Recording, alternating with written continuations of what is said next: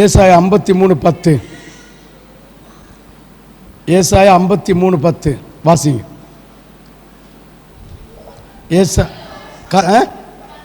கர்த்தரோ அவரை நொறுக்க சித்தமாக்கி பாடுகளுக்கு உட்படுத்தினார். அவருடைய ஆத்துமா குற்ற நிவாரண பலியாக ஒப்பு கொடுக்கும்போது சந்ததியை கண்டு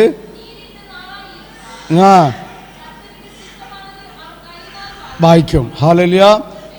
ஒரு பாரம், ஒரு ஆத்துமா பாரம் உள்ளவர்களாக இருக்கணும். ஆமென். ஹல்லேலூயா. ஆத்துமா பாரம் உள்ளவர்களாக இருக்கணும். கலாத்தியர் 4:19 பாருங்க. அவங்க ஒரு பாரம் அவனுக்கு இருந்தது. ஹல்லேலூயா.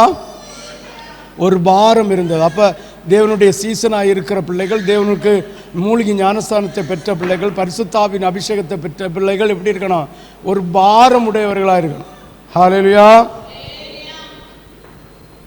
ஹல்லேலூயா. அவர் பாரம், தேவனுடைய உடன்படிக்கை மூலிகை ஞானஸ்தானத்தை எடுத்து பரிசுத்தாவியை பெற்ற பிள்ளைகளுக்கு என்ன செய்யணுமா? ஒரு பாரம் இருக்கணுமா? அவன் சொல்கிறான், கர்ப்ப வேதனையாக இருக்கிறேன். ஆத்துமாக்களை குறித்து என்ன செய்கிறானா? அவனுக்கு ஒரு கர்ப்பம். ரோமர் 10வது அதிகாரம் எத்தனாவது வசனம் வாசித்த? கலாத்தியர் 4:19. இனி வாசி பார்ப்போம். ரோமர் 10:1. சகோதரரே, இஸ்ரவேலர் ரட்சிக்கப்பட வேண்டும் என்பதே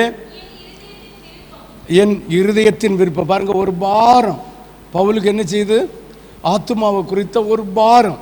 அப்போ தேவனுடைய பிள்ளைகளாகிய நீங்கள், ஆண்டவருடைய வார்த்தையை கேட்குற நீங்கள், ஆண்டவருடைய உடன்படிக்கையாகிய மூழ்கி ஞானஸ்தானத்தை எடுத்த நீங்கள், ஒரு பாரம் வேணும். ஆத்துமா பாரம் வேணும். என்ன பாரம் இருக்கணும்னா, ஆத்துமாவை குறித்த பாரம்.